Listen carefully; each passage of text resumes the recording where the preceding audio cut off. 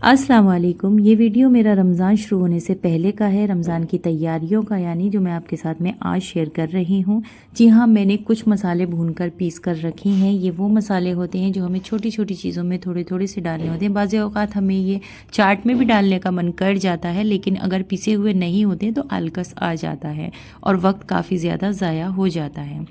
तो यहाँ पर देखिए, मैंने सबसे पहले ज़ीरो को थोड़ा सा ड्राई रोस्ट कर लिया है और उसके बाद मैंने इसको मिक्सी के जार में पीसा है।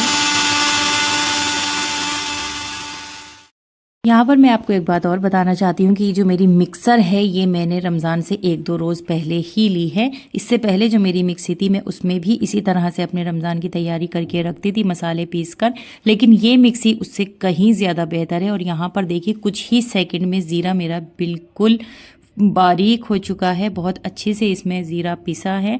और बाकी सब चीज़ें हैं, अगर आप चाहेंगे तो मैं आने वाली वीडियोस में इसका रिव्यू दे दूंगी, कौन सी मिक्सर है, क्या है, सब कुछ मैं आपको बताऊंगी। तो बस यहाँ पर देखिए, ज़ीरा मेरा अच्छे से पिस चुका है। अब मैंने लिया है साबुत धनिया और इसको भी मैंने थोड़ा सा ड्राई रोस्ट कर लिया है। ड्राई रोस्ट होने से ये फ़ायदा होता है कि सालों तक भी हमारे जो मसाले हैं इनका टेस्ट बिल्कुल नहीं बदलता है और कलर भी नहीं बदलता है। तो यहाँ पर देखिए, मैंने ये पुदीना है मेरे पास, जिसे मैंने सुखाकर बहुत अच्छे से रखा हुआ है, इसको भी मैं बिल्कुल फाइन पीस कर रखूँगी। तो यहाँ पर मैंने धनिया लिया है और अब मैं धनिया पीस रही हूँ। देखो, मुझे बहुत हल्का सा दरदरा करना है, उसके लिए मैंने बहुत ही लाइट सी पुश अप बटन क्लिक कर दिया है और देखिए, जैसा मुझे चाहिए था धनिया वैसा हो चुका है। गरम मसाला, काली मिर्च और दखनी मिर्च मेरी अभी काफ़ी ज़्यादा रखी है, जो इस मंथ चल जाएगी, तो इसलिए मैं वो नहीं पीस रही हूँ। अब मैं इन्हें कांच के डब्बों में करके रख रही हूँ। ज़ीरा, गरम मसाला और अभी मुझे पुदीना भी पीसना है।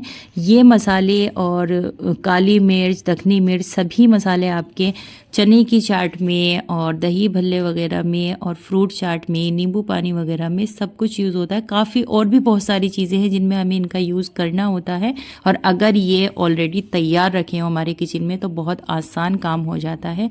अगर आपको लगता है कि मेरी ये वीडियो आपके लिए हेल्पफुल है तो प्लीज़ लाइक ज़रूर कर देना। अब मैं यहाँ पर पीस रही हूँ पुदीना।